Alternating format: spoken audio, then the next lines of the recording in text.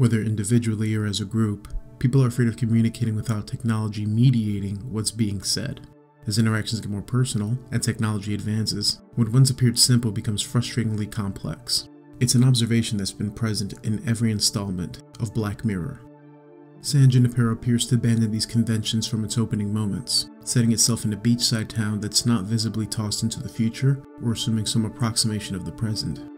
But within the first minute, there's enough information present to suggest there's more advanced technology at work. The first moments of action captures a Lost Boys poster hanging above a moving car, playing Belinda Carlisle's Heaven is a Place on Earth as it drives past store windows where Max Headroom rambles on about his paranormia.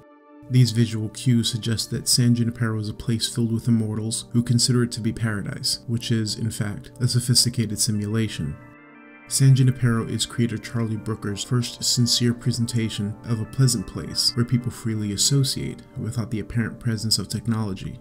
By putting Tucker systems into the background and waiting long to the second act before being explicitly revealed, though there are allusions to the truth along the way. It's got different endings, depending on if you're in 1 or 2 player. Black Mirror makes a case for transhumanism's most ambitious promise, conquering death through technology. San Junipero has one of the more advanced scientific concepts explored so far, and through Yorkie and Kelly, it's revealed that it exists to address the universe's indifference towards humanity.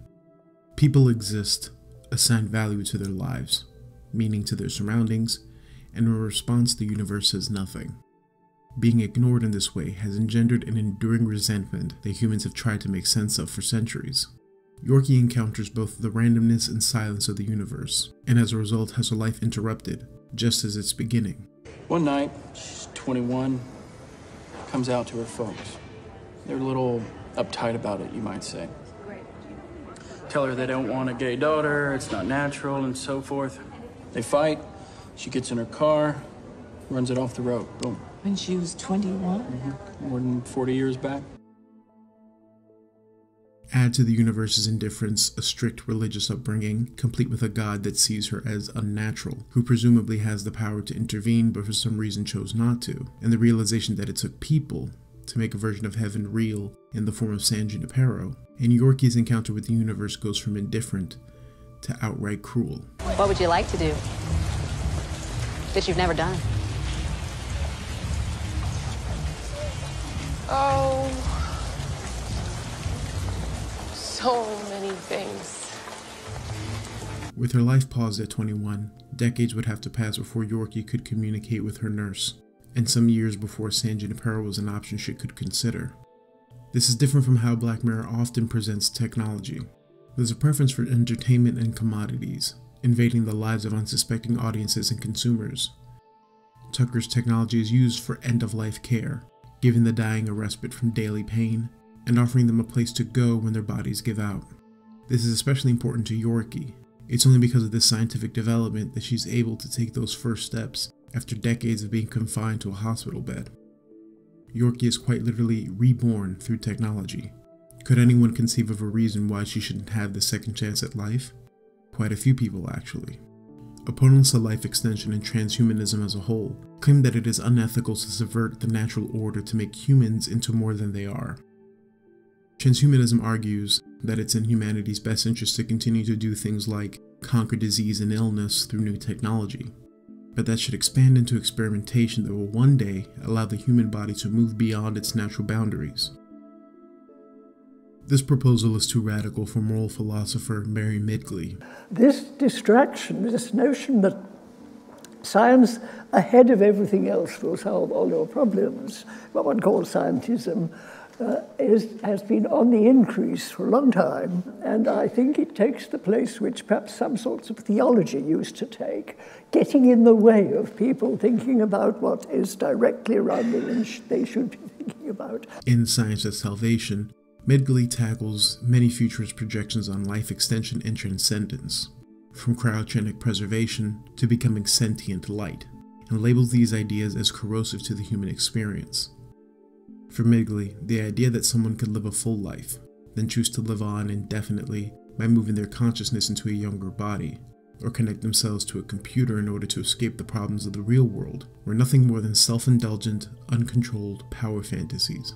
For Midgley, life can't be measured by years. It's the quality of the experience that matters.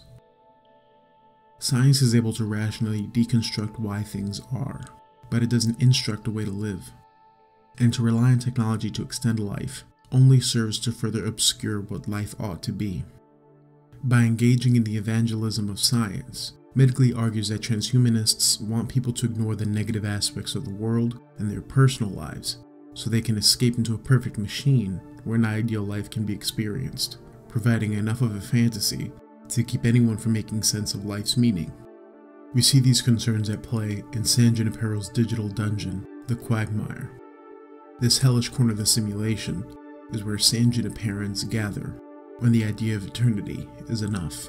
You want to spend forever somewhere nothing matters? End up like Wes?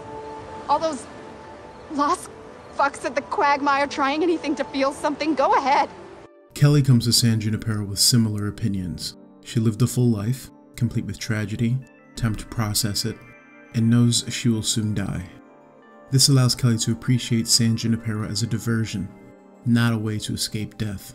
And before I leave, I'll have a good time. I'm just gonna have a good time. Yorkie and Kelly are complete opposites, and because of that, they embody arguments for and against life extension.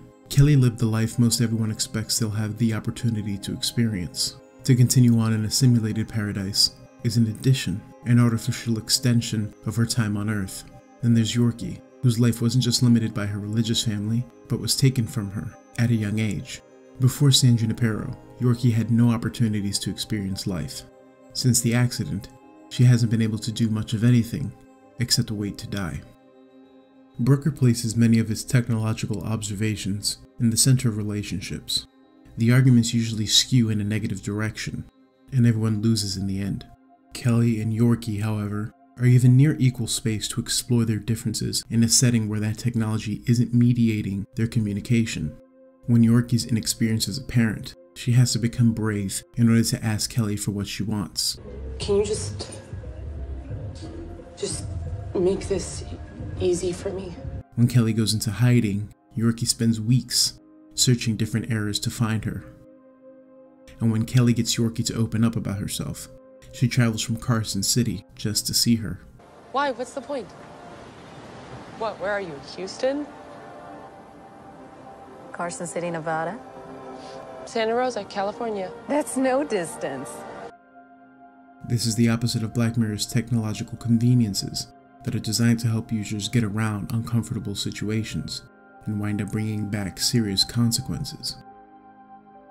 The differences between these two women are arguably most clear after the wedding. Yorkie is finally alive, able to sense San Junipero on a new level now that her consciousness has been uploaded. Kelly is happy for her, but remains adamant that she won't be passing over. This evolves into a fight that stems from Yorkie being naive over Kelly's resistance, but it also shows her bypassing a concern Medgley has about transhumanism. Yorkie doesn't want to indulge in a fantasy or make up for lost time. Yorkie's reason for choosing eternity is Kelly. Kelly confessed a similar realization earlier on. I don't want to lie to anyone. So you've been just totally fucking inconvenient. But it isn't enough reason to convince her to stay. The loss of Allison and Richard is still with her, and she's not convinced they're in some other paradise waiting for her. I wish I could believe he's with her now, that they're together, but I don't. I believe they're nowhere, just like you said. Kelly's finally ready to accept death, or at least feel something like it by trying to kill herself in an accident similar to Yorkie's.